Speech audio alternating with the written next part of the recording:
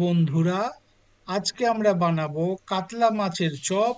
সবার প্রথমে আমরা কড়াইতে তেল গরম করব। আমরা কড়াইতে আদা বাটা, পেঁয়াজ বাটা, রসুন বাটা, গরম মশলা বাটা দিয়ে দেবো। বন্ধুরা, এবার আমরা মশলাটাকে ভালো করে কষিয়ে নেব, যাতে করে কোনো কাঁচা ভাব যেন না থাকে। আজকে আমরা 4টে কাতলা মাছের পেটিকে নুন হলুদ দিয়ে সিদ্ধ করে নিয়েছি, সেটা আমরা আজকে ব্যবহার করব। আজকে 4টে কাতলা মাছের পেটির কাটা ছাড়ানো হয়ে গেছে।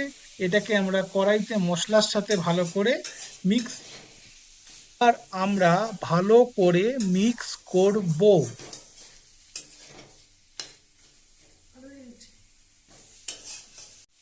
এবার গরম মশলা, গোলমরিচ দিয়ে আর নুন দিয়ে আলুটাকে ভালো করে মেখে সেই মাখা আলুটি এবার আমরা কড়াইতে মাছের সঙ্গে মিশিয়ে দেব।